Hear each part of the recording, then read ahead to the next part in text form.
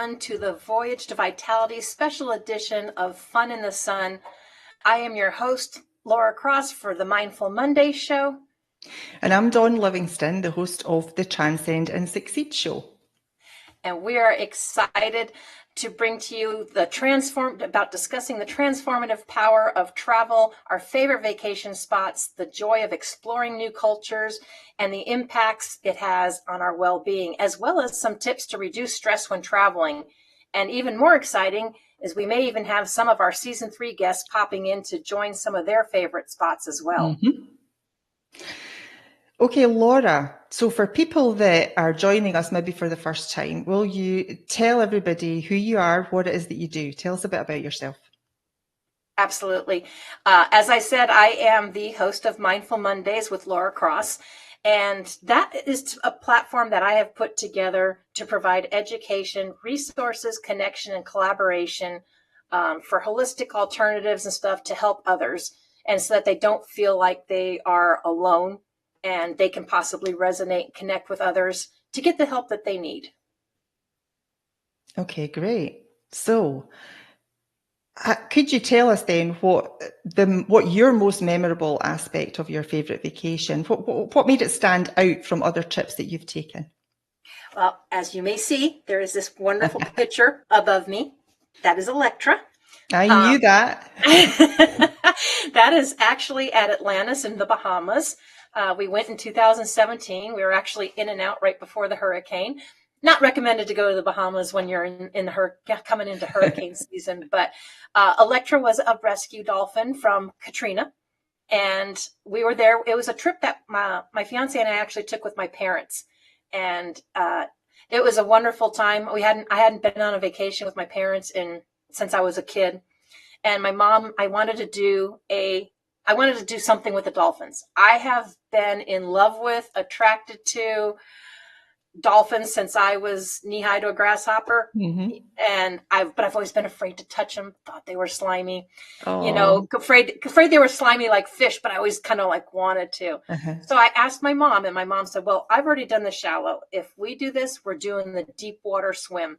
So I shoved the fears aside and said, okay, well, let's do it. And I never regretted it. They're like a soft leather coat. It was so beautiful, the way they are so intelligent, and it was fun, the way they just come up to you and they love being pet.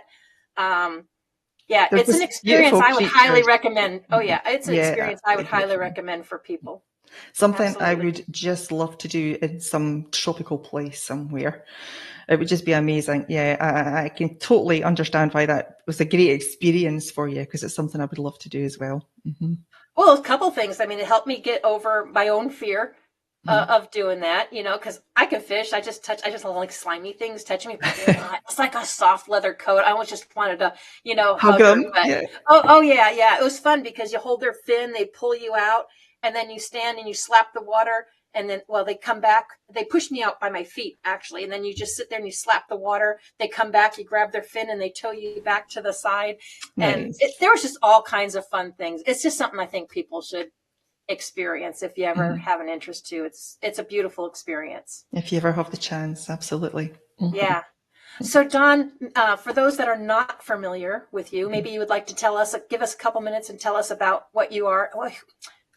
Who you are. We know what you are. Who you are, what you do. It's a Saturday, can you tell? It is. We've had a long week, haven't we, Laura? Yes, I am an ascension coach. I'm an energy healer. I'm also an author, a podcaster, and of course the host of the Transcend and Succeed TV show. The TV show and the podcast were created to have a platform for people to come on and talk about their story, their life experiences, about what it is that they have transcended and the way they found worked best for them. So it's more around allowing them to talk about something that they managed to turn their life around with that didn't involve going to the doctor and having prescription meds. It's something to actually get to the root cause of any kind of issues, get to the very beginning and fix it from there. And then your symptoms are going to disappear. So I've had an absolutely amazing, diverse group of guests on my show with, amazing experiences and turned her life around 180%. So that's been great. In my own business, I specialise in helping people to disconnect from trauma and fear and addictions by obviously getting to the root cause of the issue and working with the vibrations of that and severing the connection between the memory of that incident that they didn't like, severing the emotional connection with the body, and dissolving that emotion from the body and from the mind. And it works exceptionally well. And I just love what I do. So I've had some amazing connections over the last year or so, and collaborating with a couple of people, which is fantastic, on different things. And it's really helped me to grow. So very, very grateful about the whole thing. Yeah, it's been an amazing experience this last year. Yeah, you and I both have enjoyed a variety of guests. Sometimes we even wind up having kind of the same guests, but it's always different perspectives. And that's why I love it. I think we make such a perfect match, and the name to me is perfect, Voyage to Vitality, because it really is. It's about sharing other people's journeys and experiences to help them live healthier. To wellness, wellness. To get themselves well. Yeah, absolutely. Mentally, emotionally, and physically well. Oh yeah, absolutely. Yeah. It's a whole body thing. Yep, and anything else is just kind of a Band-Aid fix. That's true. So what is the most memorable aspect of your favorite vacation, and what made it stand out from other trips you've taken? Oh, I've got a few memorable things. Probably the one that mostly stands out was from a cruise that my husband and I took in 2019. We did a Norwegian getaway cruise around the Caribbean. That was the first time we'd ever had a cruise. We were a bit sceptical to begin with, but we had such a ball. We booked, I think, every excursion that we could possibly book. And the one that really sticks out for me was the zip lining. I can't even remember, was it in Honduras or somewhere like that? I can't remember exactly which country we were in at the time, but we did a 1.5 zip line over these big, huge, oh my goodness. Wow. And it was the most amazing experience. When you see on social media, you can see people videoing this, their quick sort of zip line across a bunch of trees, and you think, oh, I'd love to do that, but I'm a bit scared. I don't fancy falling down there and landing on a tree branch. Well, we decided just to bite the bullet and go for it. And I had one of these, clip-on cameras, and we got some amazing footage from that actually. But it was like a really freeing experience, because when you were, gravity just pulled you down, just nice and slowly at a nice speed, and it was so quiet, which I think really surprised me. It was really tranquil up there above the trees. You couldn't even hear the birds. All you could hear was the slight hum of the rollers on the rope. Oh yeah, like that. And it was like, oh, this is really lovely. And I think it took about 3 minutes to get from start to finish, but it was a most amazing experience. And they made sure that you were all, you were in there nice and tight and nice and snug. And I was saying to the guy, you just make sure I'm in here nice and tight. Okay. Don't, and he's like that. Don't worry, you'll be fine. I was like, just tighter. Can you put me in tighter?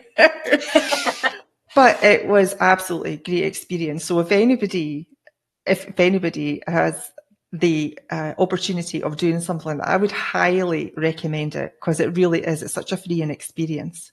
You just got to trust and surrender that trust that you're going to get to the other side and you're going to be absolutely fine. And it was, I wanted to do it again. I was like, take me back up. I want to do that again. It really was. It was good fun. Thoroughly enjoyed it. It's definitely on my live list, because I always watch the birds, just soaring through the air, and always wonder what that would be like. Yeah. And to me, I'd feel more secure on a zip line than jumping out of an airplane, or hang gliding. So zip line would be the next one. But I love that she went past your fear and did it. And, yes, I did. Yeah, it was really good. And you talk about jumping out a plane. Do you know, it's something that I really would like to do, but I'm like, I don't know if I'm quite. I mean, why? I've always been of the opinion, why would you want to jump out of a perfectly good airplane? There's nothing wrong with the airplane. But I think it's something that excites me to think about. That might be quite an exhilarating experience. So I think maybe I might keep it on my bucket list. You never know, but I'm not going to completely admit that I might get to it. I might not, but I think if it's on there, that's a good step forward, right? Yep, absolutely.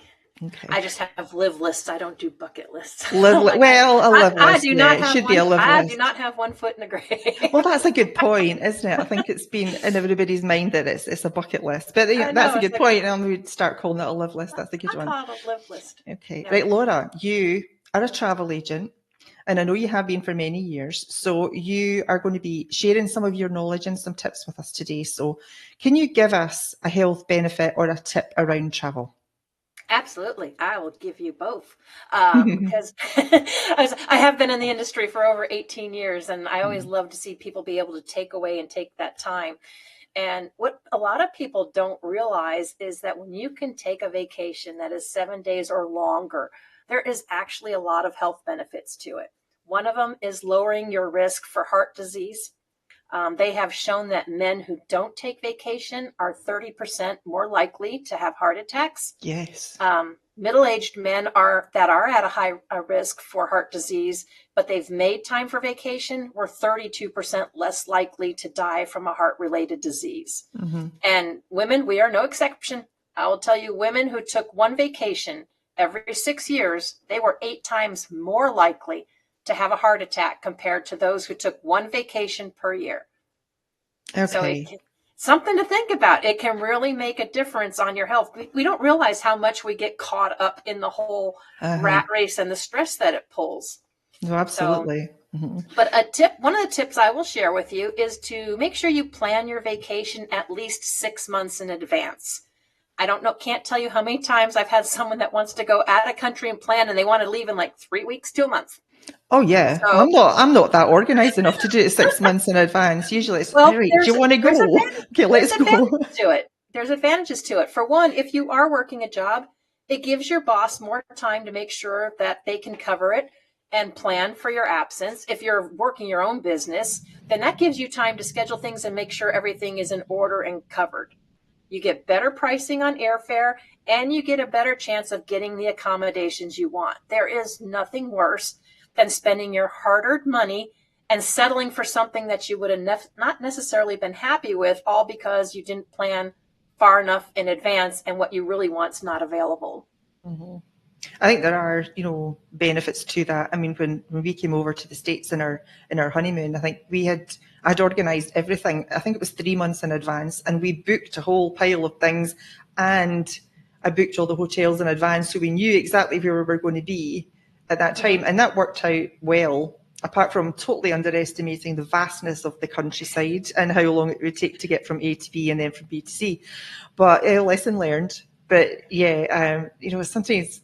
And when you said 6 months, I'm like, oh my goodness me, definitely not that organised. Because sometimes it's, a spontaneous thing. Like, oh, do you fancy going away? We could go away this week or the next week, or we could take 2 weeks doing this, and then we just book up and go. Yeah. But yeah, I totally understand you can get some benefits and quite possibly some cheaper flights as well if you're booking well in advance. Yeah, spontaneous is good. Don't get me wrong. Spontaneous is good. And sometimes you can. It just depends on where you're going. Because if it's something that's a highly popular destination or something that you're doing, they can be booked out a year in advance. Pretty quick. It depends on what you want to do. Like sometimes when they do those rock and roll cruise groups where, you got maybe 80s bands that are on there, those book up fast. You're going to have to make a decision on that early. Yeah. Well, that cruise I was telling you about that we went on, I think that was done about 2 weeks in advance, 3 weeks in advance. It was just, okay, what vacation days can you get? This is to my husband. What days can you get off? He says, okay, I'm off these days. And I just went on and found out what was available at that time. And it all worked out really well. So yeah, but no, I get if your you point. have everything in order, which we'll get into some more of those tips and benefits later, but if you have everything in order, you can absolutely do that. Yeah. And sometimes in that case, in cruises, sometimes you can get a rock bottom deal because they're wanting to fill the boat. Yes. But that doesn't always happen. So just know your options. Yes. So Dawn, maybe you can tell me, how did the experience of being like in a different culture during your vacation impact your perspective on life and personal growth? Oh, humbling, some of them, very humbling. I was in Dominican Republic, many years ago. I can't even remember the year I was there. Around about 2000, I think, maybe just a little bit before. And you know, the buses, you would pick you up from the airport to take you to the resort. I mean, the resort was absolutely beautiful, you know, really lovely place. But on the way there, it was a little bit shocking. There was the roads were all just, you know, gravel and dirt, and there was tiny little shacks at the side of the road, and this is people's houses. This is where the families lived, and the kids were all outside, and they didn't have shoes on their feet, and you know, they're kicking a ball about and throwing rags to each other. And but you know, the one thing I noticed about that, when the immediate perception of that for me was poverty, right? No, it was absolutely happiness, because I've never seen happier kids playing in dirt. And we think that's not good. But when you think about it, that's what they're used to. They're happy doing it, and they are grounded to the earth every single moment that they're standing barefoot on that earth. They're all completely grounded. So there has been a couple of vacations that we've been on where we felt, oh, you know, that's such a shame. You know what I mean? That's just the way we were raised for our perception of it. And then afterwards, it's like, well, I feel a lot better about that, because I now truly understand that they're not in poverty. They're living probably happier than a lot of Americans. You know, just the way you perceive things, isn't it, really? Yeah, absolutely. And I would say that, and you brought right to the point, really, it's those stereotypes or the things that we've been ingrained with our environments. But if you can actually go there with an open mind and willingness to learn, and see it for yourself, you can take on a whole new perspective. Yes, you can. And you're not just humbling, but you notice I was in Turkey once, and the people, they're just so hardworking. They will do anything to make you happy or to give you what it is that you want, sometimes in a really pushy manner, right enough. But apart from that, you know, they just want you to have something that you want to buy that they can give you. And they're willing to, you know, haggle or negotiate on it, but they are so hardworking and so nice people. You know, they're very kind, they're very accommodating, and it's just been lovely. You know, the different cultures that we've found whilst we've been on vacation. Yeah, it kind of reminds me a little bit of Mexico I've been to, and you know, they're hardworking. They bend over backwards, and I've seen people like haggle, and I'm like, okay, when you do the conversion, that's like nothing to us, you know, from the States, but it's the world to them. Yeah. And the Caribbean, the Bahamas, you want to talk about a difference there. One of the trips we took, and we went ahead and we got one of the taxi drivers, and he took us to like the chocolate factory and all this. He goes, oh no, I'll take you here, there, this, that. I'll drop you off for lunch, and then just call me when you're done. I'll come back and get you. He had fresh mangoes for us to try, and would sit there and wait for us. But for the lunch, he just dropped us off. And then we just called him. He gave us a number to get a hold of him to come back. Now, keep in mind, he had not taken a single penny from us this whole time. And he spent a good couple of hours, like his own little tour bus, taking us around, you know, giving him that, and trusted the fact that we were going to call him when we were done taking lunch, you know, having lunch, and bringing us back to the port, to the cruise ship, and pay him.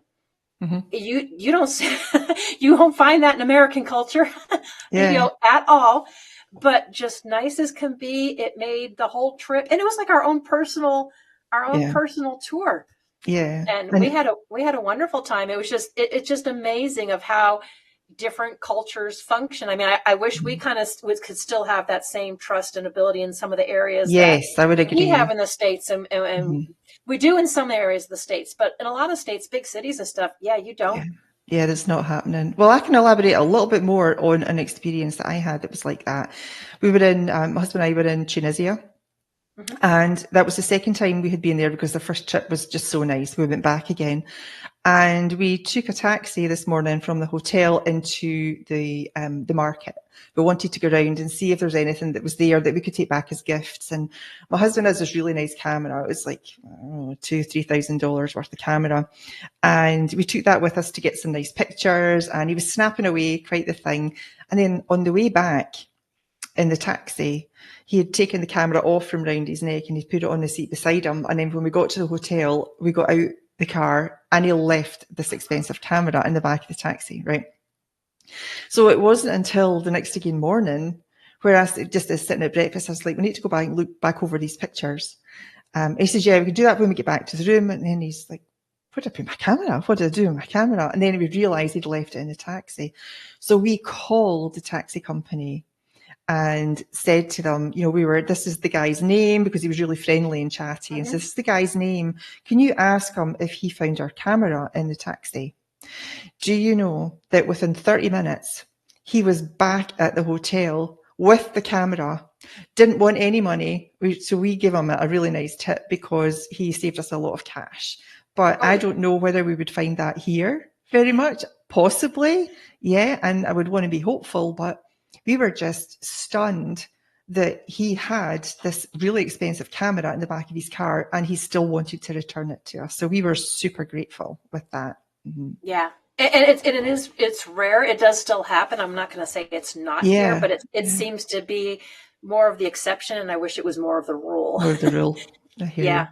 So you and I could probably both speak to this a little bit because there is another health benefit stat. So marital satisfaction is linked to vacation frequency. Didn't know if you know that, but hang on. Say that again. Marital satisfaction is linked to vacation frequency. Vacation frequency. Women who take frequent vacations are less likely to become stressed or tensed, depressed, or tired, and they're more satisfied with their marriage.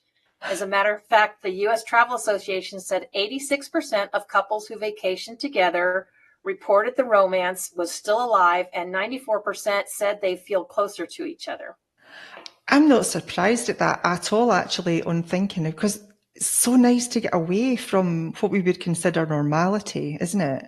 So nice to consider, you get away from, the hustle and bustle and the, lives, things that you have to do every day continually. You just get a break from absolutely everything. So then it becomes about you, the two of you, as a couple, as a relationship.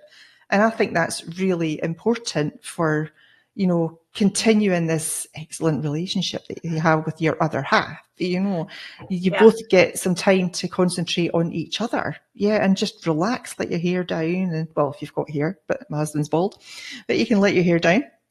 I always told people, I can tell you one thing, that my fiance was like a totally different person when we're on vacation, and it just means I need to be on vacation 24/7.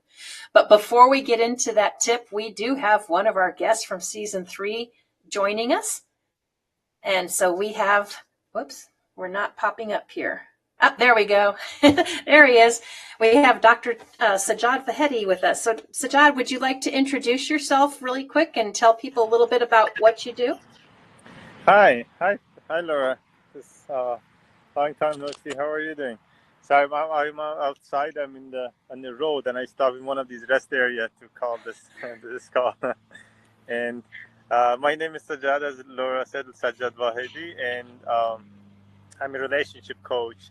And specifically, I help my clients to break the long-term cycles and schemas or life trap that they have, and it's in their personal life and relationship. And and nice meeting you all. I'm not sure, like I only see Laura and Dawn. And right now. We got season 3 people popping in when they can and out when they can. But we have been talking about vacations, some of the health benefits and tips. Obviously, you're traveling somewhere, but maybe you can share briefly with people one of your favorite vacations and memories. I love enjoying nature. Whenever I go in places, I pick first like a nature place, and then I would go to and that's what I usually do. And inspiration was one that I camped for 3 nights, and that's the best one that I did. Most recent one was the one I went to Bacar, Mexico, and that was the location, and it's also like that was the past ritual called Tamasco. Tamasco, I believe I'm not pronouncing it. Okay. Just so And you you know, get to we're having trouble Yeah, hearing not you. hearing you. You're very broken up, and it says you have an unstable connection. So when you're moving or whatever, but you're where you're at has a very unstable connection. So I just wanted to let you know it's very difficult to hear. Yeah. Okay. Can you hear me now? Like I'm in Yep. one. I'm not moving, but like apparently, this here. I thought that's gonna have like kind of good service here, but it doesn't. Can you hear me now, or I can. Yep. Yep. I Is can it hear you better? now. Yeah, Better. you're better now. Yeah, maybe I would keep it closer. Yeah, like one of the best that I had was like Bacalar, Mexico, that I went 2 years ago. No, last year, and it was one of the best vacations that I had, and especially of course the nature, the beach, and everything that they had. But the part that I loved the most was the Tamasca ritual that they had, and it was like with indigenous people that we did it there, and you get into like small tent, and they Nice. put like these hot rocks and like pour some water. It looks like a steam room, but very tight, like 10 people inside, and then they close and open the door, and then you can get out, and each time that they close the door, it's one session, and like it's the first one is earth, and then the wind and water, and then the last one is fire. And we were singing along. I didn't understand what they were saying, but we were singing along, and at the end the idea is that when the last door opens up and you get out of the tent, it is in a sense that you're leaving, you're reborn, you're leaving like a mother womb, like, or mother earth womb, and you're reborn again. And then that was like very spiritual experience to me. And then after that, you jump into there's a lake nearby, we jumped into the water, beautiful lake. And I remember that, like I remember that experience very vividly. Yeah, that sounds like an amazing experience. That's not one that I have had. Have you ever done anything like that, Dawn? I have not. No, that sounded interesting. Yeah. So let's see. We're going to keep going on with tips. We have more questions. So, John, if you can hang with us, great. If we lose your connection, we'll understand. So, another tip that I wanted to share people when you are traveling is make sure your passports, your visas, and your identifications are current. And they must not expire until 6 months after the date you return. If you're wondering why, that's because in case something happens, you get delayed. If your stuff is expired, you are going to have a hard time coming back home. And you also want to make sure you know all of your requirements and conditions before traveling, shots, weather, etc. Like I said, we made it in and out of the Bahamas right before the hurricane hit, but you should kind of get to know when hurricane season is, because that could put a damper on your vacation. Mm-hmm. It's not the first time we find ourselves in that situation about booking a vacation and thinking, yay, we're going on vacation, and then looking at the passport and thinking, oh no, I'm not going to be able to get back. So a mad rush, to get the expedited upgrade to your passport. That has been used a couple of times. So yes, it's very stressful, given that it was just a week away and we had to make sure that we got our passports back in time. So it costs a fortune to have it expedited, probably more than it costs to actually renew the passport. And vacations are not to be stressful, so have your stuff in order. So 2 days before we left, we got the passports, which was a big relief. So yes, I totally get that, Laura, and I'm with you. Mm-hmm. Right, Laura, can you share with us a specific moment or activity from one of your vacations that brought you great joy and relaxation? There's probably actually been a few. The experience, like I said, with swimming with the dolphin has to be the highest one on my list. But there is so many things out there. Like when we went to Grand Turk off of a cruise, one of our things, my fiance and I, we race cars, so we love racing and kind of stuff. And they had these great little UTVs you can run around all over the island with. And so that was a lot of joy. And of course, if you do a cruise, that's just pretty much all joy and relaxation. If anyone's ever been on a cruise, because you can choose to do whatever you want, lounge by the pool, join in an activity, see a show. They are literally floating cities. But the one that brought me, I would say, the most immense joy was that experience of swimming with the dolphins. But I plan on creating a lot more coming up in the future. Yeah. Okay. So John, do you have a specific moment or activity besides that one you shared? Is there another one that you had from your vacation that brought you immense joy and relaxation? The beach was there, like we did. Bacalar is it's a city near Cancun, and the Cancun is so like touristy and it's a lot of people. But the Bacalar was a very small town, and the beach that we would go, like it was quiet and it was beautiful, like blue color, like water, the lake. That was so relaxing to me. Yeah, and we did like in the morning we did this what do you call, like paddling before the sunrise. We did the paddling before the sunrise, and it was beautiful. That was so relaxing. Yeah. Nice. And what about you, Don? We had a guest pop in, but I don't know if he had an issue or something because he popped back out. So we'll wait. But Don, what about you? I have a couple. So one about the joy would be when my husband and I were on our honeymoon, and we were in Boulder, and we took a horse ride, a horse check. Where was the place you said? In Colorado, in Boulder. So yeah, we booked a horse ride and trek up the mountains, and it was just an incredible experience. I think we were up around 12,000 feet, and again, it was just so quiet, such a beautiful day, and it was like 75 degrees. And we actually booked the right time that day. We booked a 1 o'clock slot because the 8 a.m. slot had to be cancelled because they were under a foot of snow, believe it or not. And of course, obviously, you know what it's like in Colorado, right, Laura? I mean, you could wake up to a foot of snow and then about 2 hours later, it's completely gone.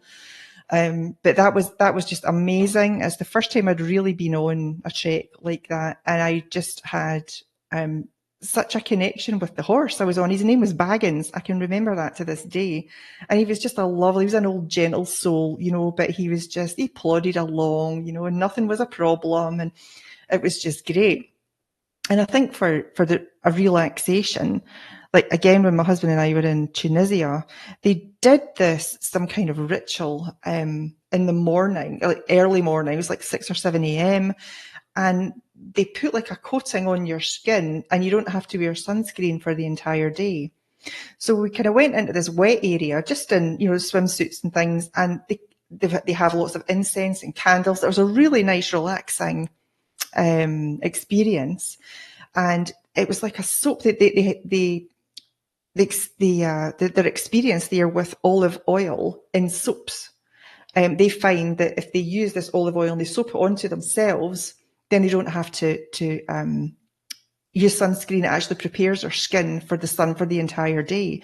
So we got soaked down with all the stuff and then just quick rinse off. And you were just so relaxed after it. I think the two of us crashed out when we were sunbathing on the beach, but absolutely 100%. We didn't need to use any sunscreen, and our skin was just incredibly soft and, you know, moisturized. It really was great. So that was the most relaxing thing that I can remember about any of my vacations. And the horse, obviously, that gave me, you know, the happiness, because that really was truly a wonderful experience. I'm slightly fascinated with horses. I need to get close to them again.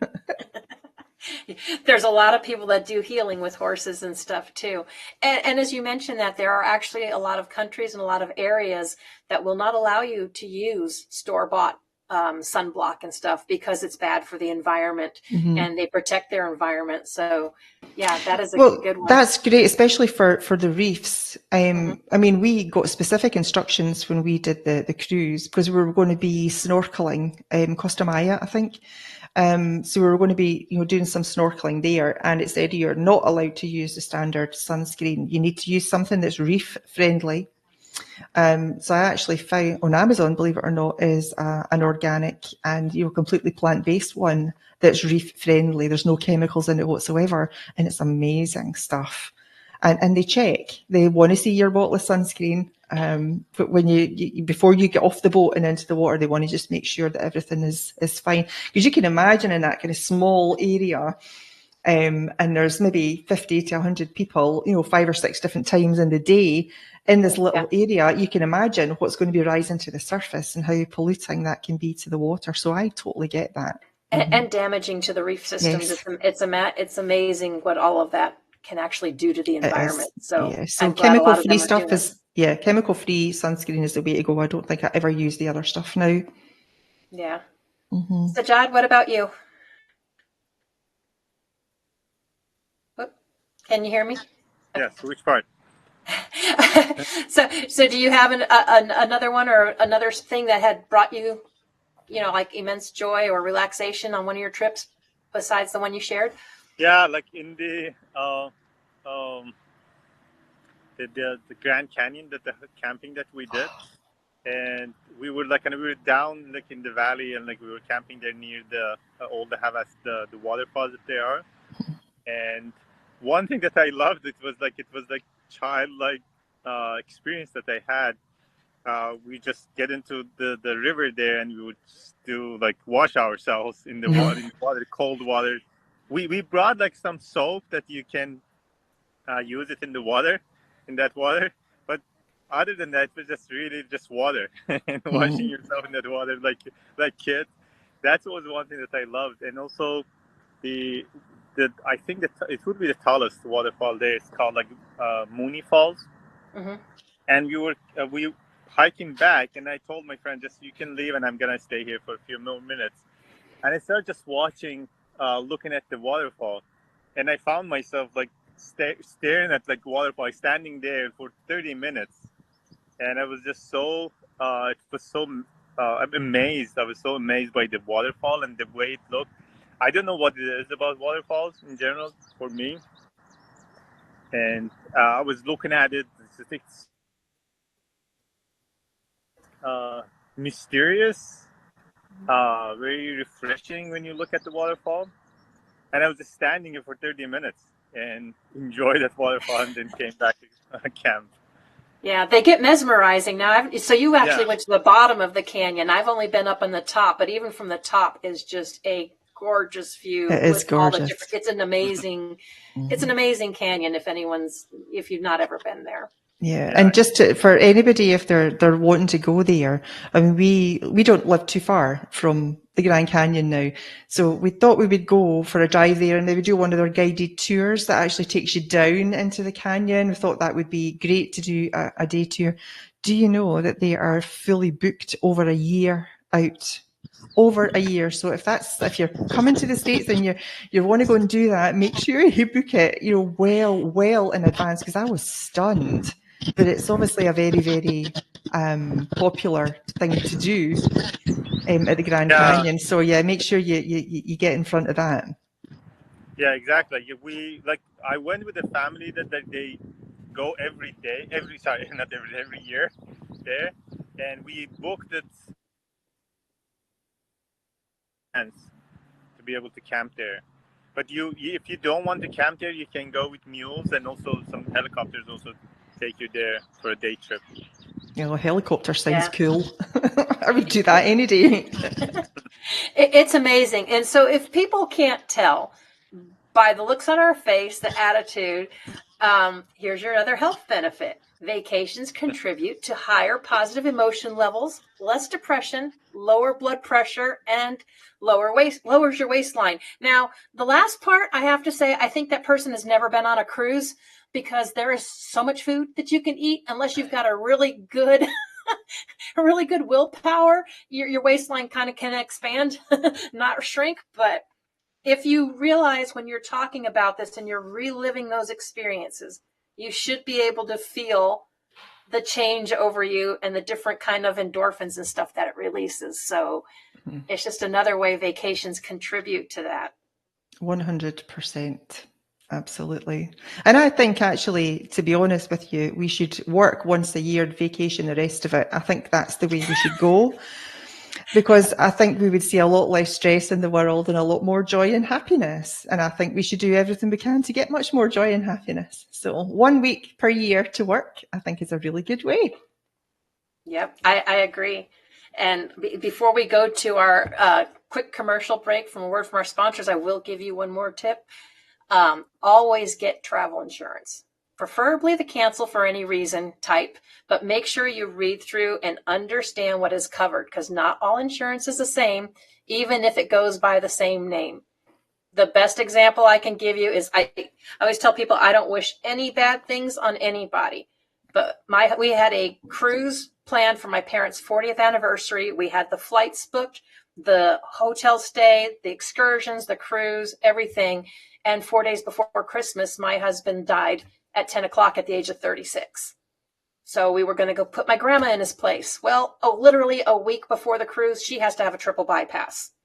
We had to cancel everything, and we needed the death certificate. But other than the $145, and this was way back, so granted, prices have changed a little bit, but it's better to lose $145 than a few $1,000s, unless you just have that kind of money to spend. But we got everything refunded back to us. I just had to send them the death certificate, and because obviously the universe was just telling us this was not the time to go. Not the time for vacation, yeah. Yep. So that's something you definitely want to take a look at. So we are going to have a quick word from our sponsors, and we'll be right back because we still have more to share with you about our favorite vacation spots, along with the health tips and benefits. So we will be right back. Hey, we got soul. Oh yeah, we got soul.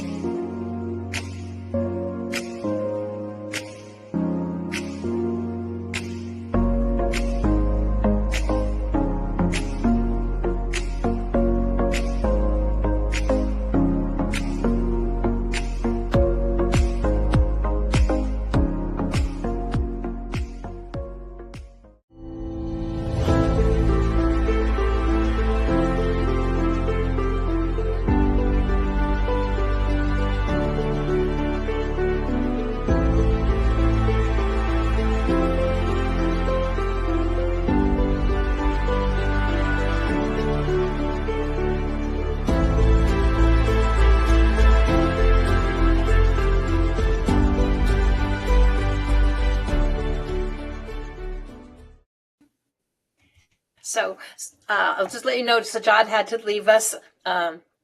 Greatly appreciate the time he took to share with us, but bugs were attacking him and making it hard for him, and making it hard for him to focus. So appreciate the time he took to join us. So Dawn, you and I talk a lot about resetting, taking your intentions, focusing on a healthier lifestyle. So what did your favorite vacation do to help you reset your intentions and focus on that? I think once you have had a vacation anywhere and you've enjoyed it and you've had a nice relaxing time, I think it gives you intention that you have to make some, really deep life changes because you don't realize the stress that you're under until you go to a relaxing place, and then you just relax and you think, oh, I feel so amazing. This is just great. So it really did make me understand that, we have to take more time for us. We'll have to take more time for total relaxation, for downtime, get a change of setting and just go with it. Just, take some time every day just for yourself. Do things that are gentle and relaxing. Eat the good food, For me, very much, whole food and plant-based type food, especially when you're on vacation, because normally where you are, if you're in, somewhere sunny, you've always got, an abundance of fruit or locally grown vegetables and things. And 9 times out of 10, if you're not in the UK or any kind of, huge country, they're not genetically modified and they're not grown with tons of pesticides and things. So they're a lot healthier for you as well. So yeah, I think it was just a way of understanding that, you can live better. You just need to make a bit of a change in effort, and the different ways of, purchasing your food and cooking your food, and, things that you've learned along the way in your vacations. So yeah. Yeah, I agree. And I think when you enjoy that time, for one, you're relaxed, right? Because you're not under the stress of, oh, I got to go to work. I got to do this. And we're talking about vacations away from home. Yeah. Because I've seen a lot of people say, well, I'm on vacation, but I'm staying home. Well, when you stay home, a lot of times it's like, well, I got to do this. You got the honey-do list you're trying to get done, or there's something there that you want to fix. That's not, it may be relaxing for some people or satisfying to get that done, but it's not the same if you haven't experienced a just complete unplug where you don't have to worry about making the bed. You got room service. Someone else is cooking the meals. All you got to do is just be friendly, go enjoy, and enjoy what that culture has to offer. And the cool thing is when you can do that and all that stuff dumps out of your mind, you'd be amazed of what can pop into your mind. As like, when you free it up, why didn't I think of that? Yeah, absolutely. And I think with you kind of go home with the intention of, right, I'm going to do that again. I'm going to do that again real soon. It's going to be, a maximum of 1 year. But I think COVID came along. I think the last vacation we had was in 2019, which was the cruise. And since COVID, we've not really been anywhere. We did a road trip with my mum, I think, when she visited a couple of years ago, and that's been about it. So we're well overdue for a vacation, and we're both feeling it. Definitely both feeling it. So yeah, it's probably time to consider, looking at something and booking it so that we can look forward to getting away for a little bit of R&R. Yep. And we did some traveling, mostly out of necessity, but we made sure that there were those times. So first, about 2 years ago, of course, we moved to Missouri from Colorado, but we had a month down in Branson while we were waiting to close on our house. So we did the tourist thing. We enjoyed our time down there at the World Mark, and we went through we went through Fantastic Caverns, which is a really cool cave. We are known for caves and sinkholes here. We went through Ripley's Believe It or Not down in Branson. They have go-karts. Depending on the time of year, but there was so much stuff to go see and do. They've got shows. There's just a number of things, and then of course we had a death in the family where we had to go back to North Dakota in December. We stayed there for Christmas, but we made sure on our way from there to Colorado to a nephew's wedding, we took a day for ourselves in Deadwood, South Dakota, Rapid City, South Dakota area. Love that area, just for ourselves, just so we could decompress. Yeah. Family's great, and it's great to have vacations with family, but it's also great to have that time to yourself. Yes. So to plug, little things into just, even reset, because that's the stressful situation, come to a funeral and then you're going to pop into a wedding. You just kind of need a little time to decompress. You do. And it's funny, you talked there about, I just did the touristy thing. Talking about touristy things, I was born and raised in Edinburgh, Scotland, right? And when we went on vacation there in 2018, we did the touristy thing. We lived there for 45 years or so, and we never did the tourist thing. So we did the tour of the castles, Edinburgh Castle and Stirling Castle and another few. I can't remember the names of them. And then we went into Edinburgh, and we walked up the Scots Monument. We did the Edinburgh Gardens, and it's just incredible that, the open top bus tour. It's just incredible the things that you learn when you do stuff like that. And I thought, my goodness, I've lived here for all these years. I did not know that. And I didn't know that either. I didn't even know that existed down there. And I walked past it every day when I went to work. So it's not just for tourists. It's for people that actually live there. They should go and get involved in their culture and learning more about their history, because we were just fascinated with the amount of things that we didn't know. It was incredible. Yeah, it's funny how when you get to a new place, you do the tourist thing. After you're there for a while, it's like, yeah, okay, that's there. And you forget to take the time to enjoy the beauty. I came from a military family. So I went to first grade in Germany. We did the touristy things there, went through the mines, some of the salt mines and stuff in Austria and different stuff.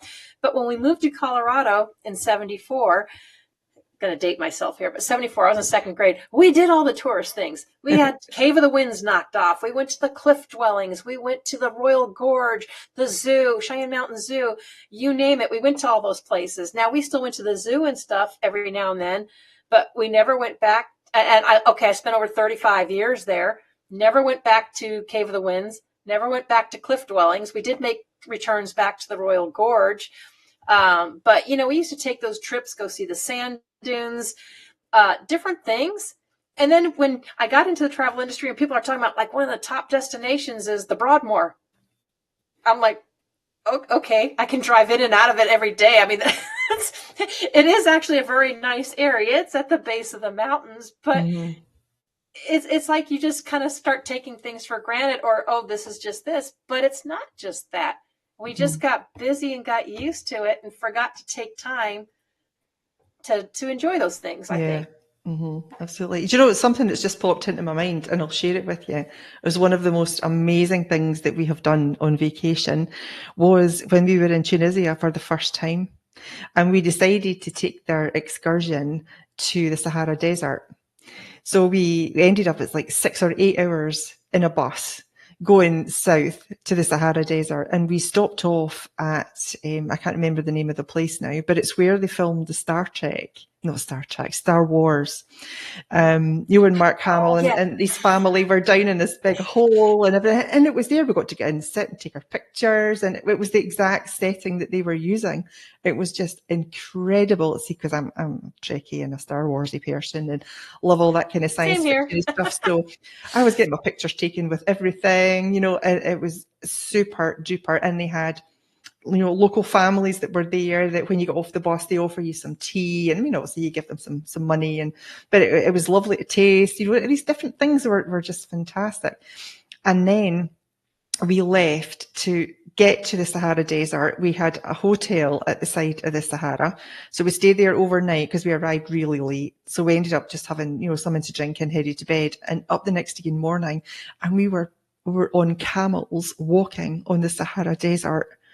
We had these, I don't know what they call them, but big kind of shawl things over your head, and these big glasses and stuff, because that wind can whip up a sandstorm big time.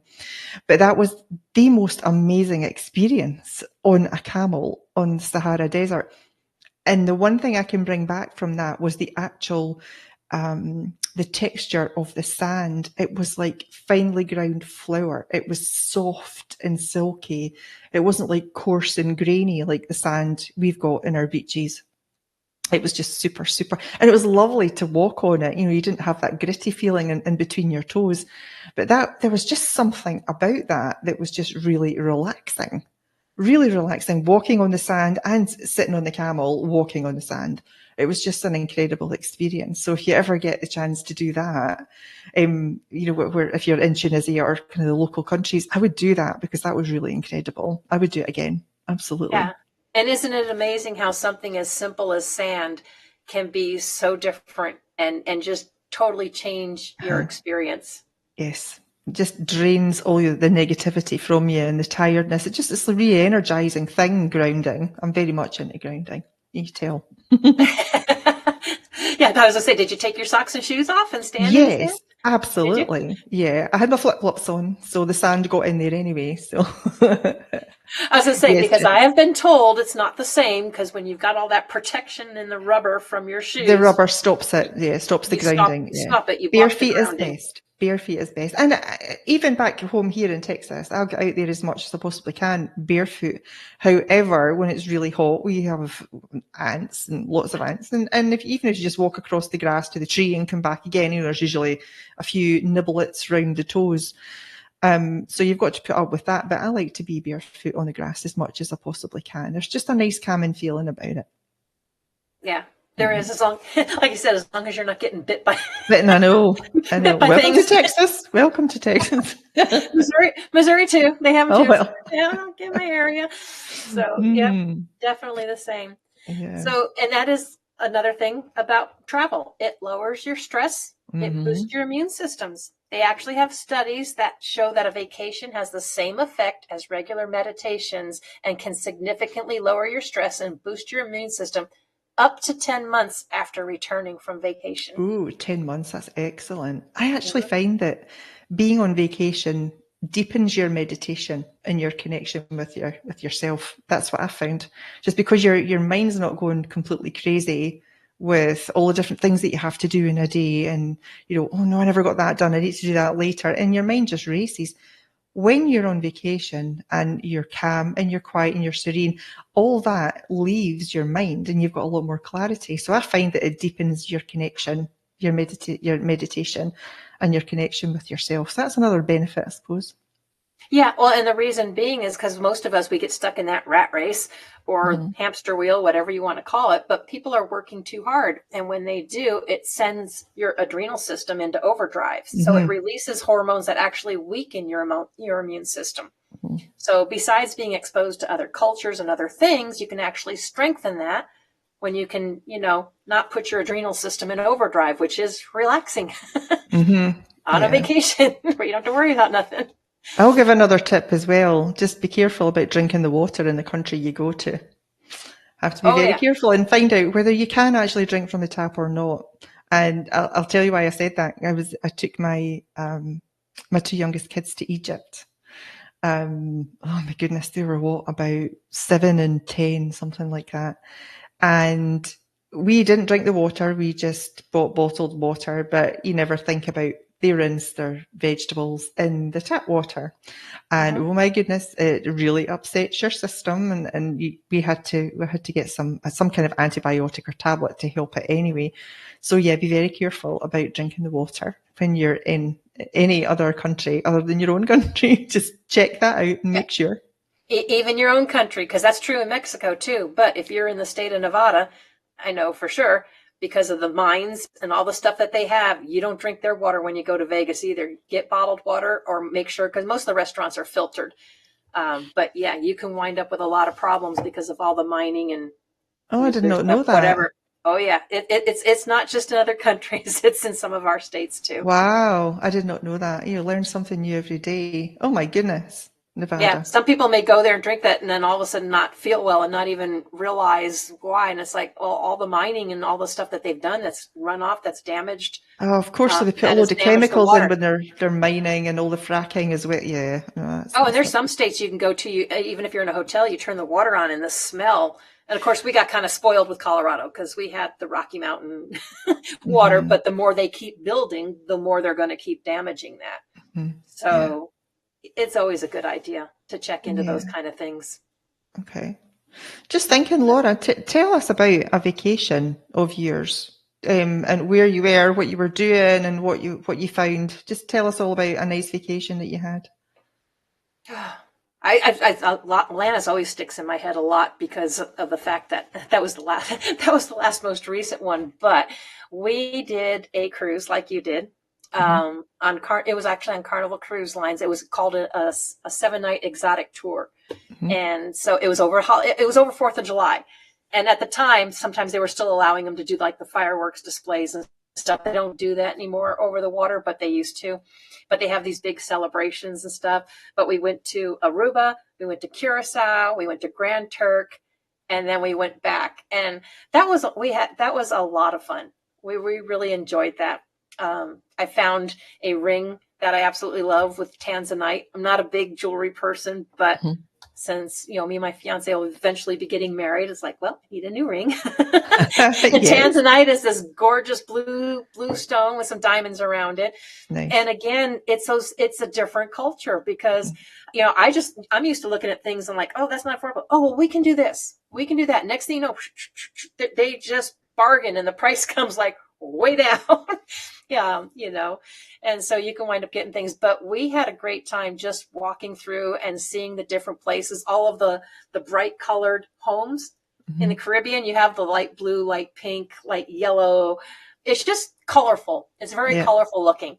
You might find it shocking here, but in the culture and where you're at, it seems perfectly fitting, and the people are happy. And it was something that you pointed out. So when they're giving us a tour, they were even telling us that you'll see some houses and then you'll see a couple of more peaks, because as like their daughter got married and then had a family and then this, they basically do add-ons to the homes. They're all kind of still living in the same house, yeah, in just the an same extended house, house. but you're kind of extended, and it keeps expenses down and stuff. But it's a whole different culture, and it's just amazing to see. It is. It's really amazing to see. Yeah, so we did that, and of course now cruise lines do have a spa, so I had my spa treatments. Of course. If they're there, you got to have them. Gotta have them, or at least one. The only thing that ruined it for me was just because where the spa was located, it was right underneath like the kids' daycare gym. So a lot of times you heard clunk, clunk, clunk on your head, and I'm like, okay, they should have rethought that and located that in a different area of the ship, because that's not very relaxing. But anyway, there's so many things you can do. I mean, I don't know what your cruise ship has. I've been on a number of different ones. I've been on like the MSC Divina. I have been on Carnival. I will be going on Virgin Voyage and stuff soon. They all have something different, and they're all uniquely different. Their shows, their stuff. Some have bowling alleys on board. Some of them have racetracks. All the time, yeah. They've got things going all the time. It was the Norwegian Getaway, I think, that we were on. And it had a running track around the outside. You weren't allowed to walk in this running track between certain hours. And there was a couple of, shows. And at the front and the rear, is that the bow and the stern? I think that's the bow and the stern. They had different theatres, and every night they had entertainment in there with the crew. I mean, they were just fantastic with the things that they did. There was never a dull moment. And this massive restaurant that you could eat in 24/7. It was just incredible. The different foods, and they catered for everything, which was great, because my husband and I, we follow a vegan diet. So, and everything was labelled vegan or vegetarian. It really was great. And I think it has a big gym as well in there. And I went there I went to see it the first day, and I had taken my training shoes with me and a couple of outfits. And I thought, I'm going to be doing that. Never once went in. See, that's See, there's those intentions, because I have gone with shorts and workout clothes saying, oh, well, I can get up, because I know almost all cruises have a gym, a workout area, offer like yoga classes or different stuff, and the spas, they almost all have that. Didn't make it. I can tell you I did get Dakota up once to try and play mini golf, because they had a mini golf course up there, but the winds were so strong. He's like, I'm not doing this, because the ball would just blow right across the thing. But it was fun to try. It was a challenge. Yeah, absolutely. Well, let me tell you quickly about another vacation I went on, and it was to Sydney, Australia. And my husband and I were living in San Francisco at the time. So my mum, she flew over from Scotland to San Francisco, and then she spent a week with us, and I showed her around San Francisco. And then we flew down to LA and then on to Sydney. And it was my wee sister's wedding. She was getting married just on a beach just north of Sydney. And it was such a beautiful setting, exceptionally hot. And my mum and I we had an Airbnb. We'd booked this house to stay in for the whole 3 weeks that we were there. And we had such a great time, just coming and going. Their buses had a great system. And, we did the ferry over to, the Sydney Harbour. And then we did the Opera House and, the Sydney Bridge. And we just did, chilled out for a couple of days and just went and sat in a bar and had a little drink and, had some food. And it was just absolutely incredible. My husband had to stay back, unfortunately, due to work, and he had to be there for the kids. So my mum and I, it was really nice for the two of us to get away for a wee while. Actually, it was really nice. But that was nice and relaxing. Yeah. until the Yeah. day that we went onto the beach. And I kept saying to Mummy, you got your sun cream on, because it was like super duper hard on your skin. Yes, I don't worry about me. Everything's fine. I put, got my sun cream on and everything, until the day that we'd been on the beach for a couple of hours, and I turned to look at her and her face was like scarlet. And I was like, Mum, you've caught the sun. No, she says, no, I put my sun cream on. And then she went, oh no, I forgot to put it on my face. She was absolutely burnt to a crisp. And I think it was my sister's wedding 2 days after that. And we had to give her the next again day for her face to calm down and stop sweating. And then I had to took her to a pharmacy, and we had to get some, makeup to put on her face to take down the redness, because she was absolutely scarlet. So yeah, if you're ever thinking of going to Australia, be careful with your SPF. Make sure it's really high, because it's a major killer. So that's a lot of places. I have to say, I have to laugh because after my husband had passed away, I had made a trip plan with my friend, and it was right before I had met, Dakota, but we were going to Maui, Hawaii down there. And so I went ahead and I paid the extra money. I wanted to get a convertible, because anyone that knows me knows I love my wind therapy. There is just something to being able to blow in the breeze when you're going down. It's lovely. Mm-hmm. I was just like, whoa, just very cleansing. Cleansing. Blow my cares away, yeah. Just go. So I had gotten that, and we did all kinds of things. And one of the things we did was snorkeling. Uh-huh. And so she put all of her sunblock on. We went snorkeling. We went in the water like 2-3 different times. Now, I will say that was a challenge for me. Again, like I told you earlier, I don't like slimy things touching me. I love fishing. I love swimming. I don't want fish. I don't want fish touching me. Mm-hmm. I had to sit there and tell myself, there's hundreds of people in this water right now snorkeling. If they can do it, so can I.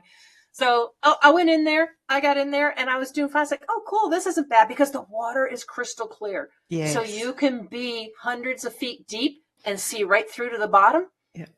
That's not something you see around here a lot, but in Hawaii, you can.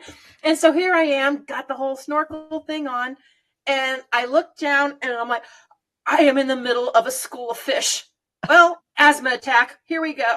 Oh no! I'm like, and my friend swims back to us. I'm like, I'm trying to catch my breath, and she's like, okay, just breathe. Okay, I got over that. So now I'm snorkeling. I got the underwater camera, and I'm following these fish. Here's another tip for you: if you are snorkeling, do not tip your head too far down forward. Why? You get ocean water down the snorkel. Next thing I know, I'm like, okay, I am now choking on ocean water. But anyway, we did that. We had a day. I had went in 2 different times. I had saw one of the sea turtles, and I actually had the flipper was kind of cutting into my foot. So the 3rd time we went in, I wasn't going in anyway. But then the guy comes on the boat and says, did anyone else see the sharks? It was like black reef tip shark. I'm like, sharks? Oh, like, that didn't even dawn on me for whatever reason. I'm like, yeah, no, and I'm not going back in the water. I was good.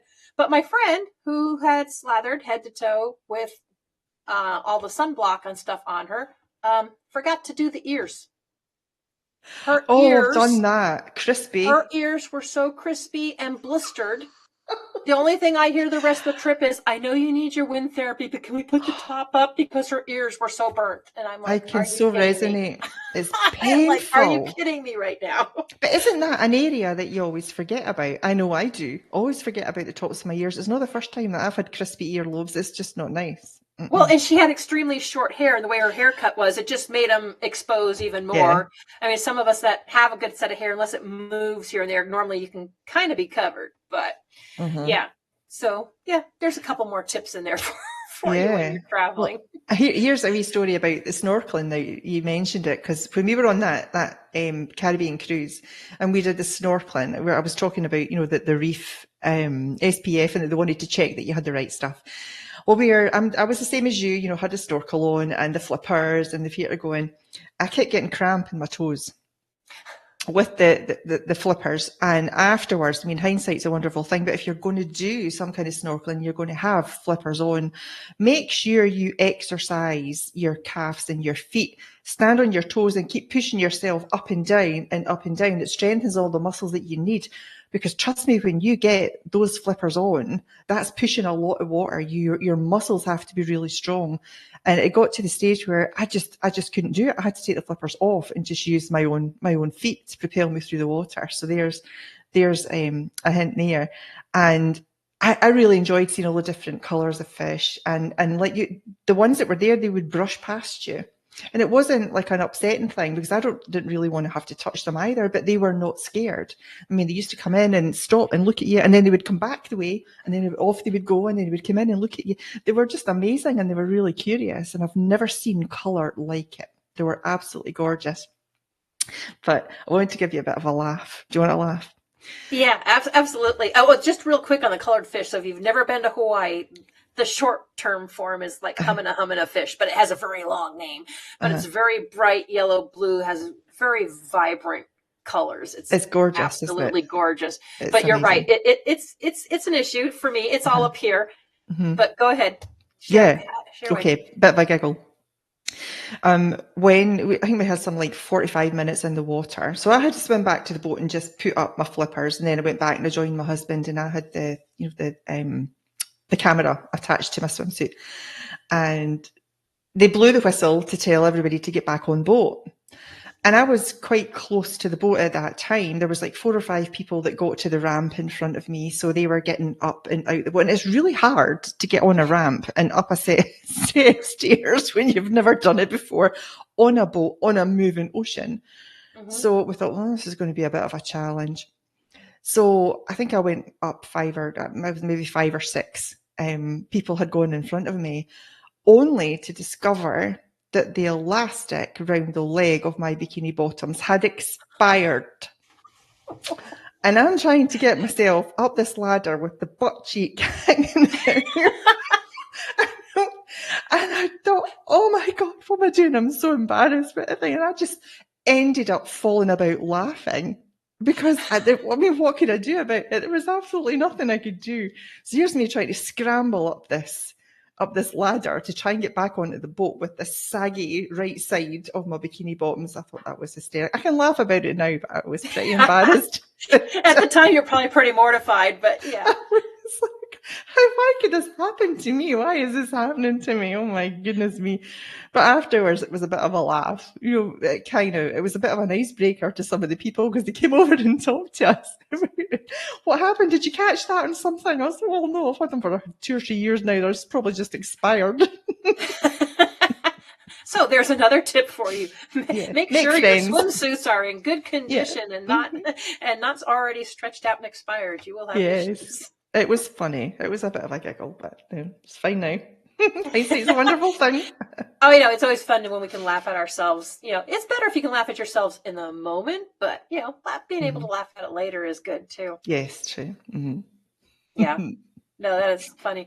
So I will give you another tip. If you are going to go on vacation, it is advised to stop your mail or have someone pick it up for you. Notify your credit card companies or banks that you are traveling, and keep all of your important documents with you and not in your checked on baggage. Because a lot of people just figure, it'll get there. Things happen.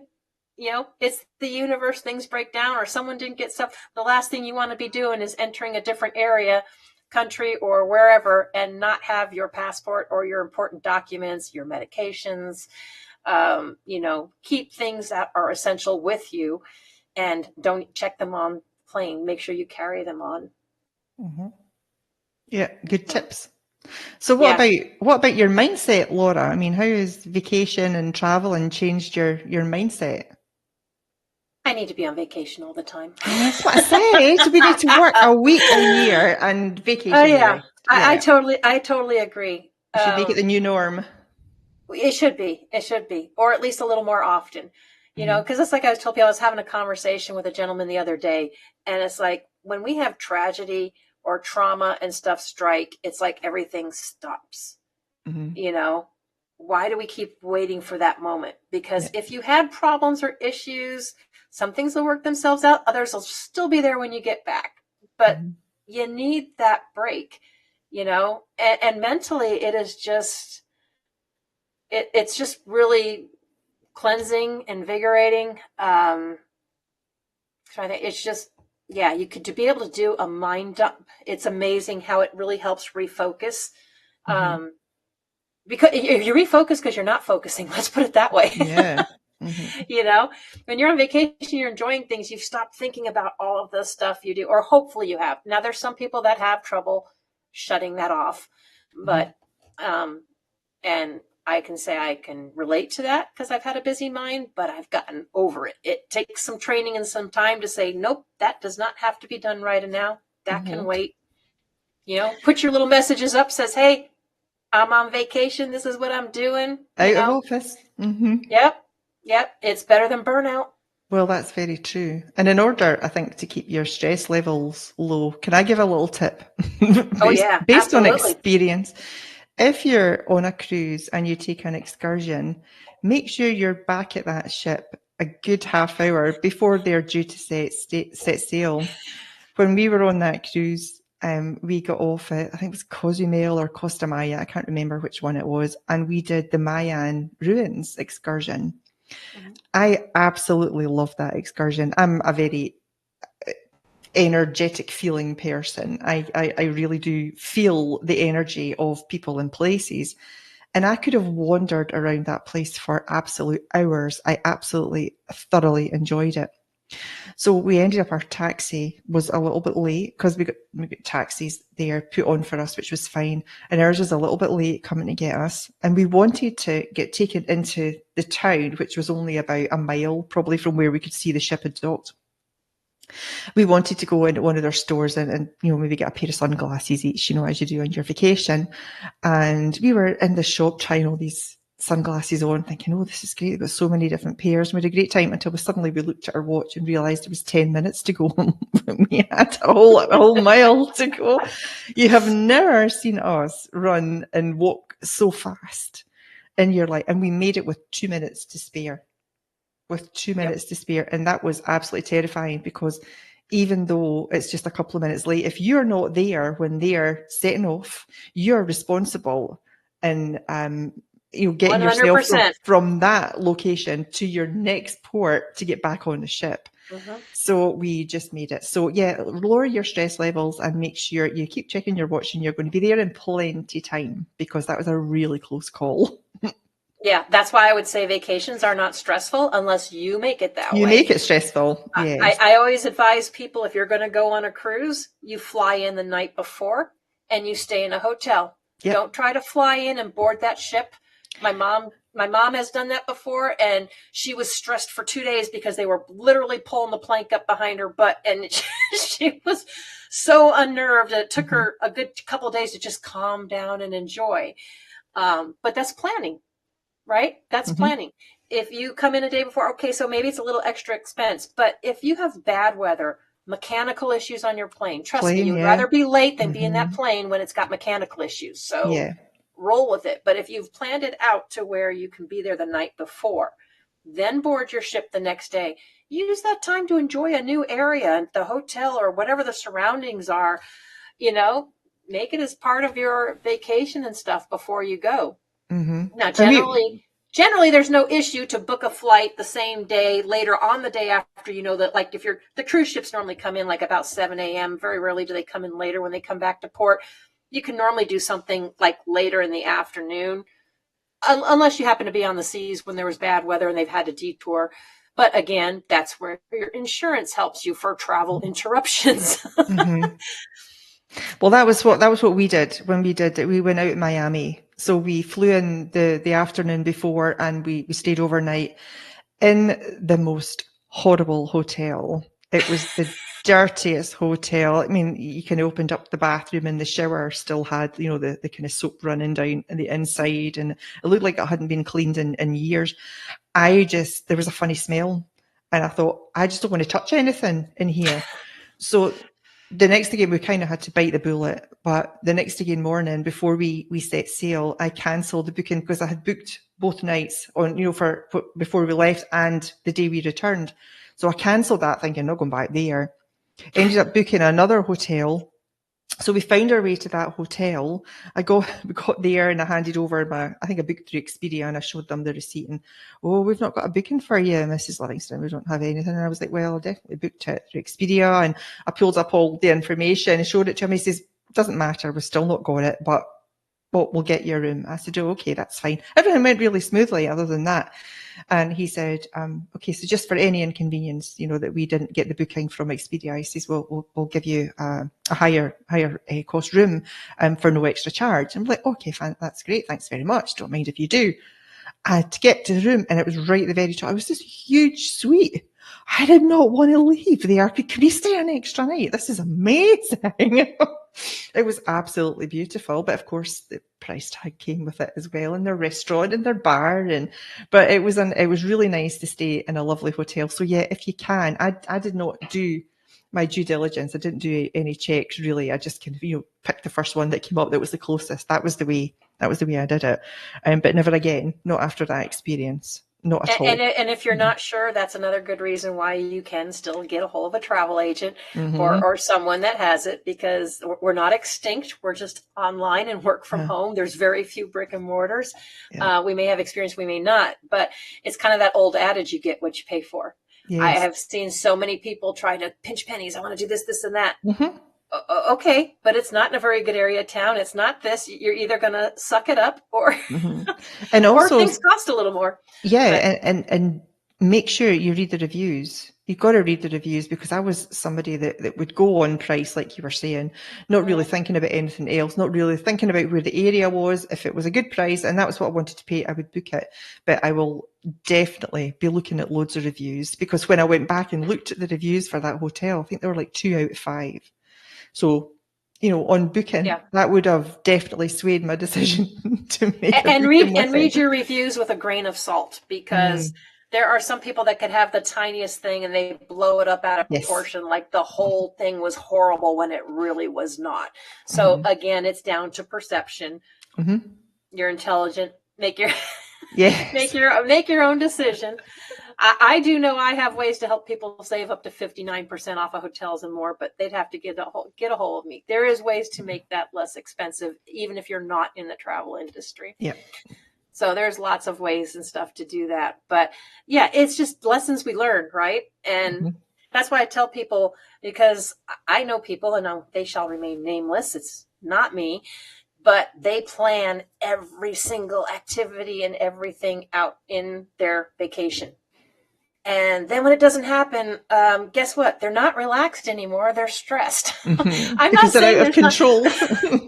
There are some things you do need to plan. Like if there's a certain event or an excursion that you want to go on, it could fill up. It could be booked out.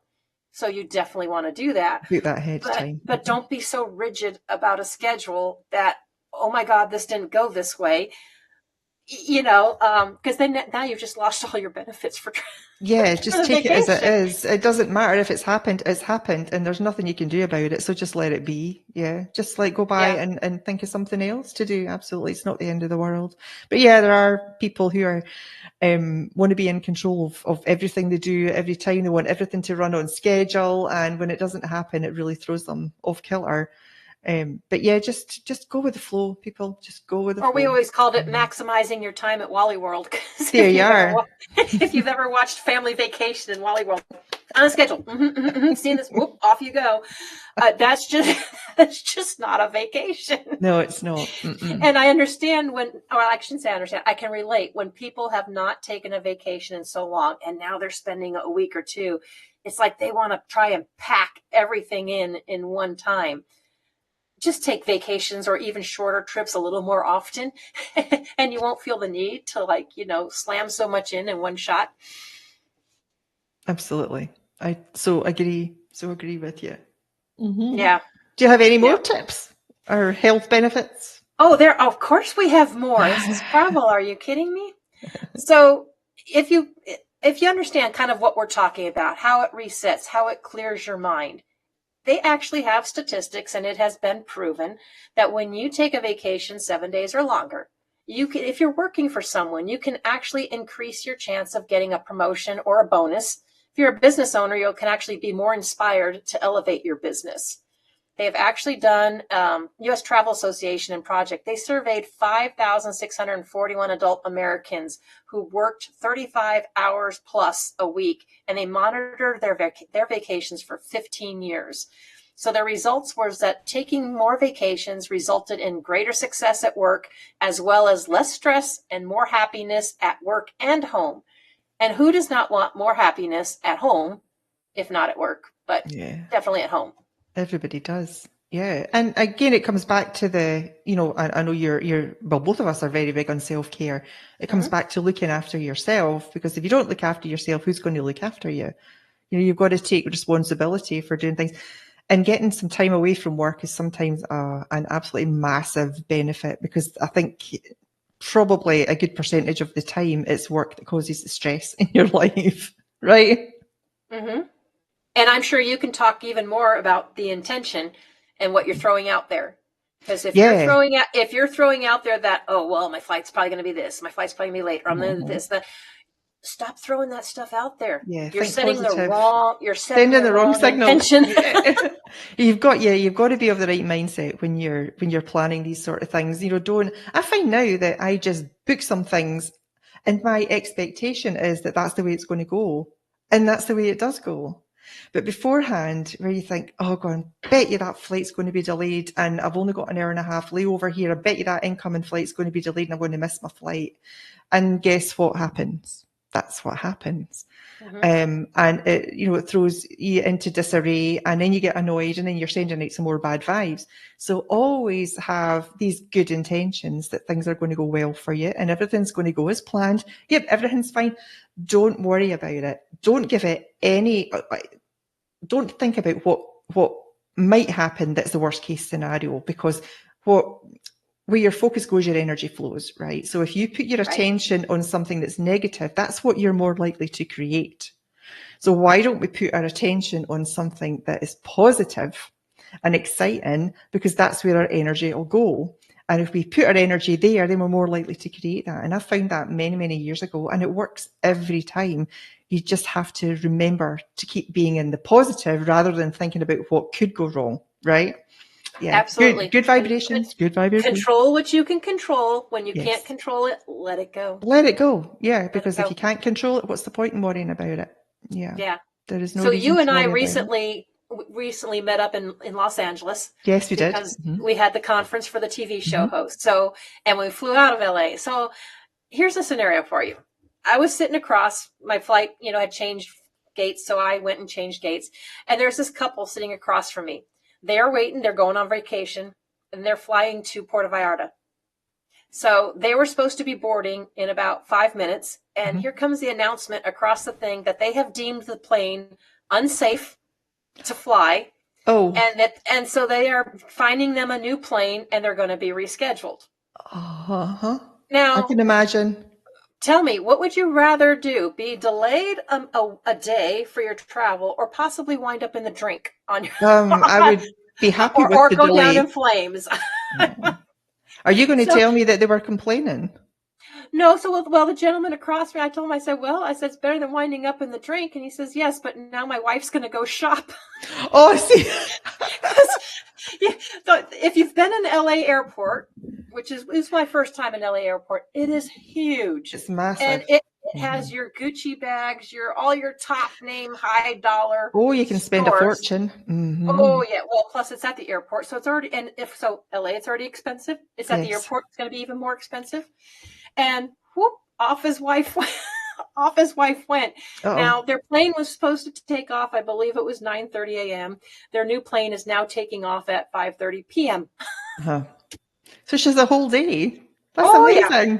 Yeah. You may have lost a day of not being in Puerto Vallarta or not settling in it, but when things like that happen, generally the hotels and stuff will know about your flights. Because a lot of times when you book your hotels, especially on vacations like that, they want to know what your flight is. Your flight number and your flight stuff. They did when we went to the Bahamas. They wanted to know what our flight was coming in, and so you're not necessarily going to lose your room or everything, but they would know something happened or you got delayed. But yeah, I think with my flights out, to and from LA for that trip, I just booked it. and expected everything to go fine, and it absolutely did. And the only thing that I suppose varied from what was scheduled was a change of gate. So once I got to LAX on my return trip, I got to the gate only to find an announcement that we'd change gate, and the change of gate made changing the terminal. I had to change terminal, which was absolutely fine. I mean, I walked for a good 10, 15 minutes, but it was getting my steps in, and it was saving me sitting down, just waiting for the plate. So that was the only thing that was an issue. It's all about your expectations. If you think something's going to go well, it more than likely will. But if you think it'll go bad, it probably will. Definitely. Because if you're used to creating negative things, then negative things are going to happen for you. So yeah, I just have that expectation that everything is going to be absolutely fine. It's going to go swimmingly. I do the same every time I travel somewhere to a store or wherever.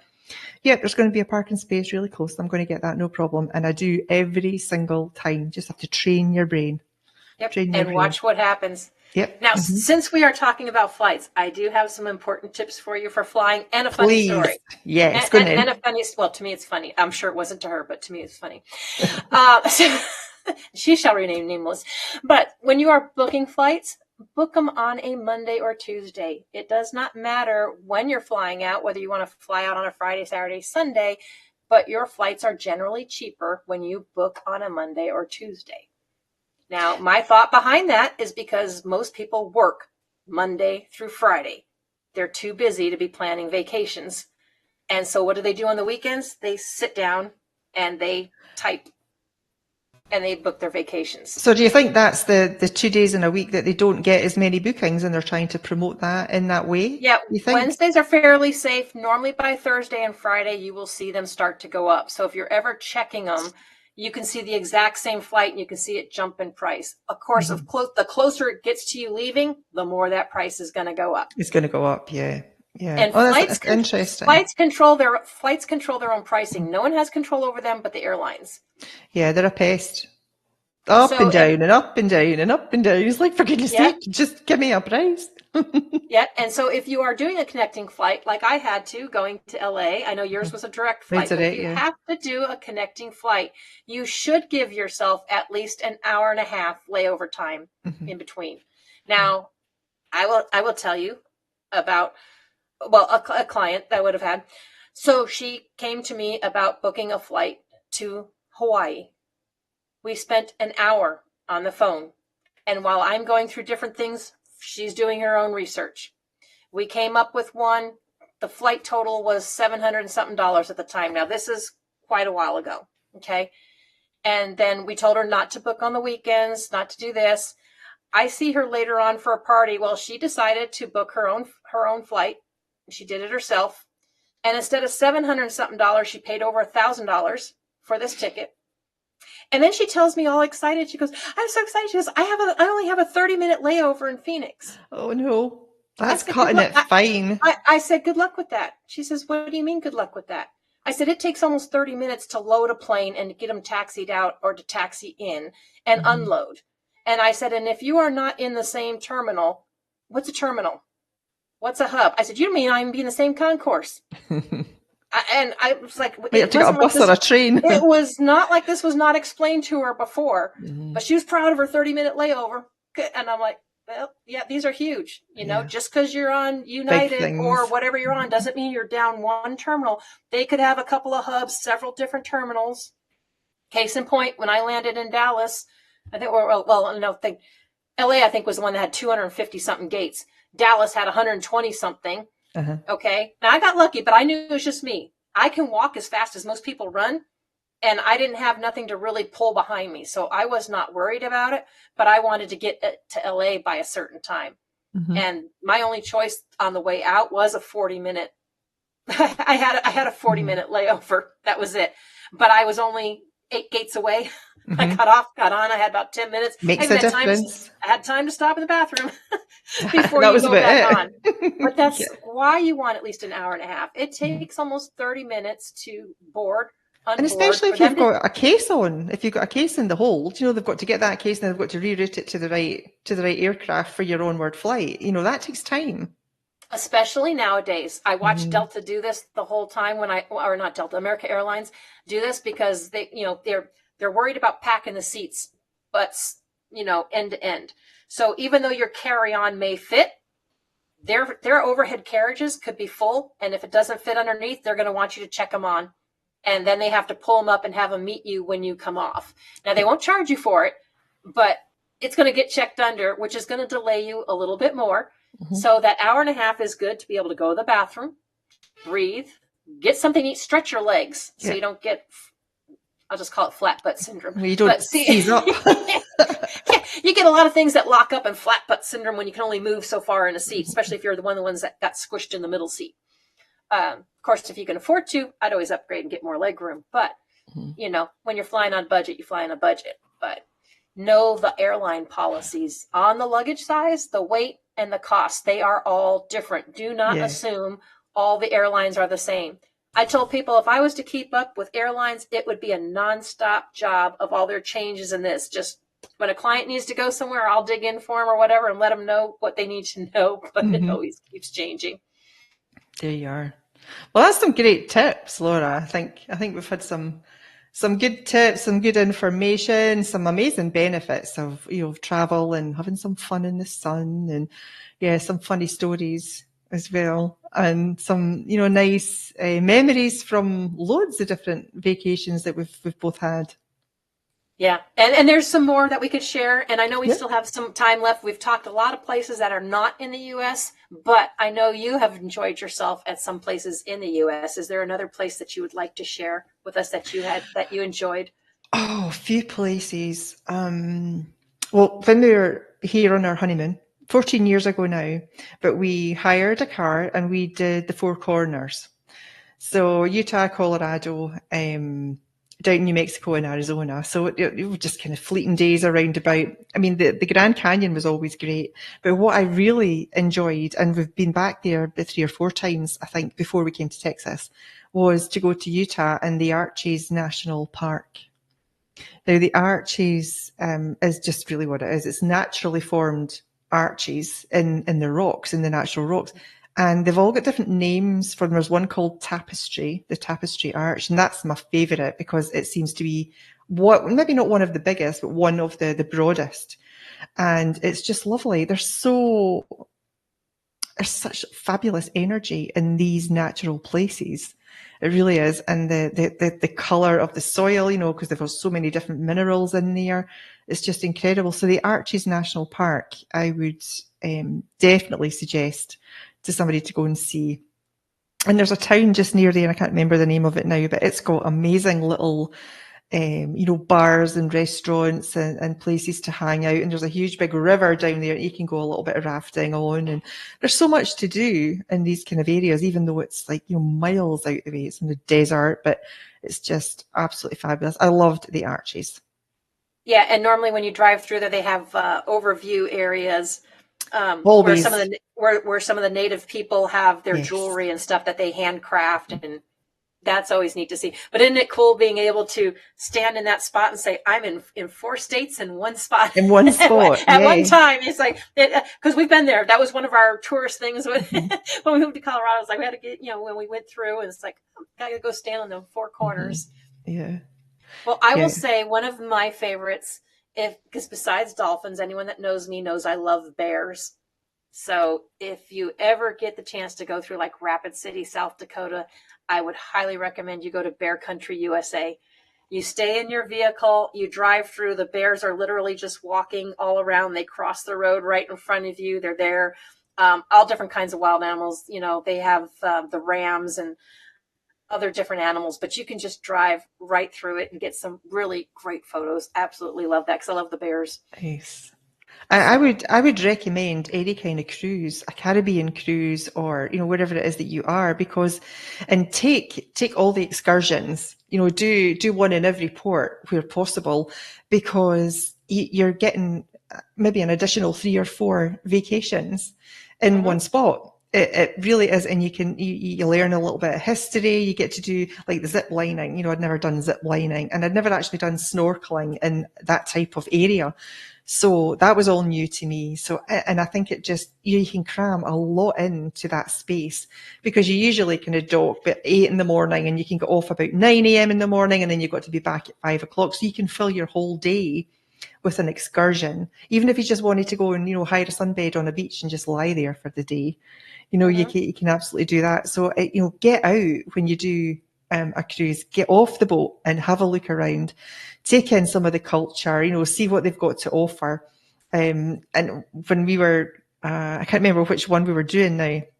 We were on a bus, and the bus would pull in at the side of a road, and there was this big stand, and they were chopping up fresh pineapples and mangoes for you, slicing them up, putting them in sticks, and they would, you know, dredge it with what's that spicy stuff that you put on? What's the name of it? Tahine.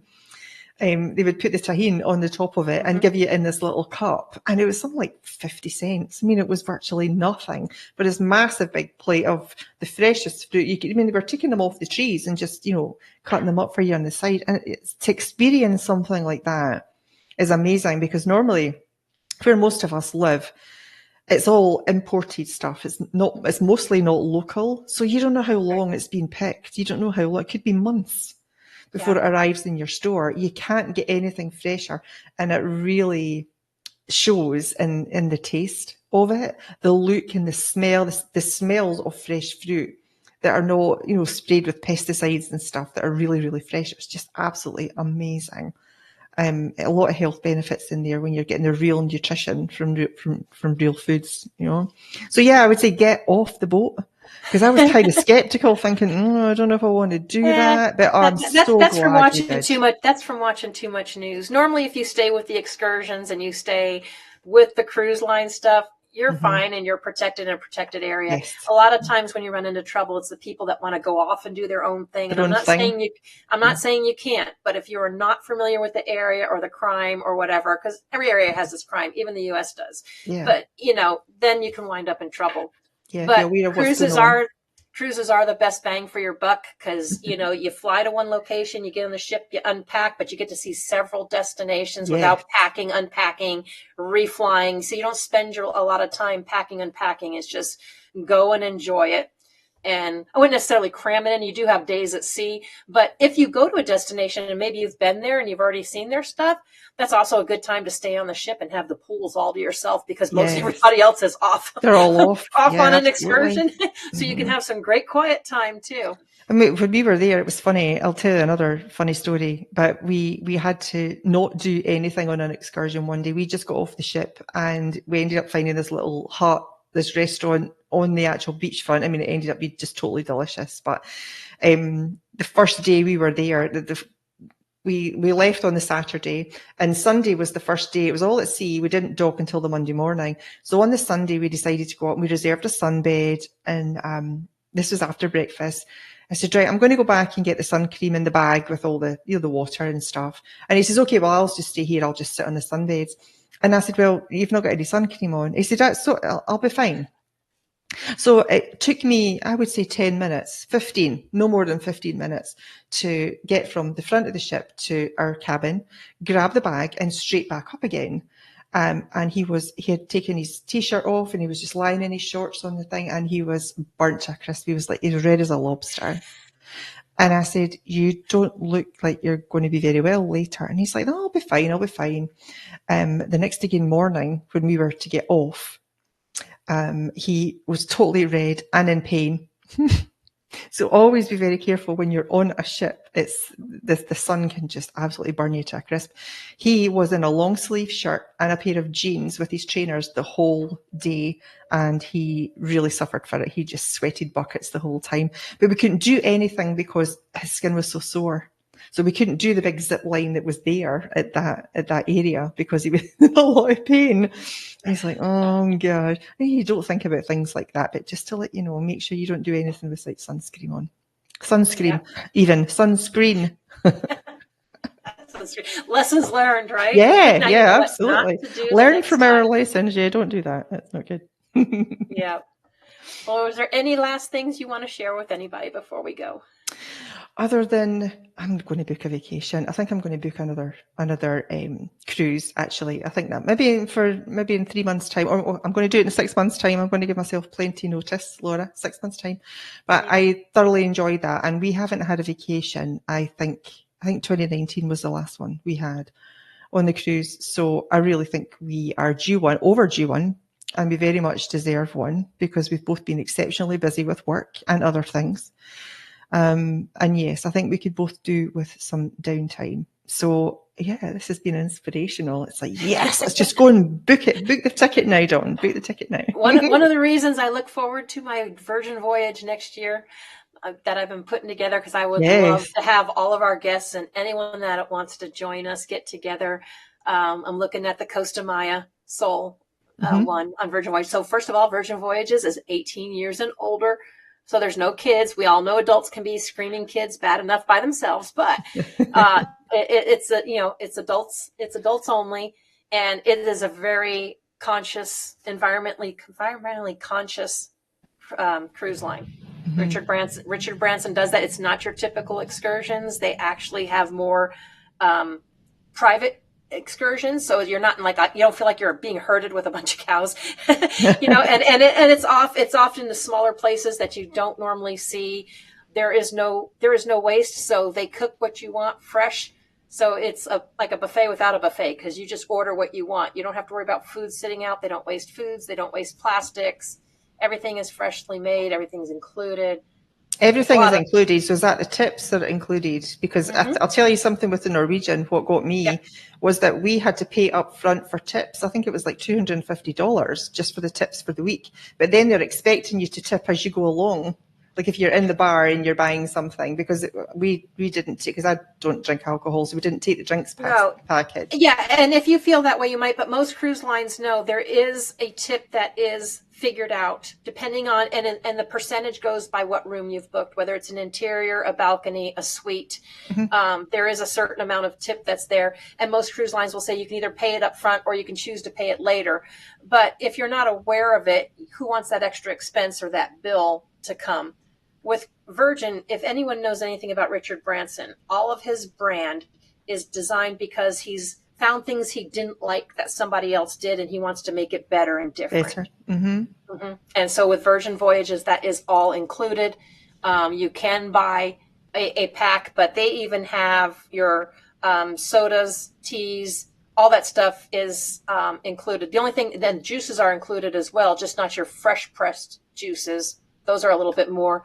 But they have vegan. They're very health conscious. Yoga. They got the hammocks. They got a lot of things cruise lines don't have. And of course, since it's Virgin, you got a Virgin Voyage record room.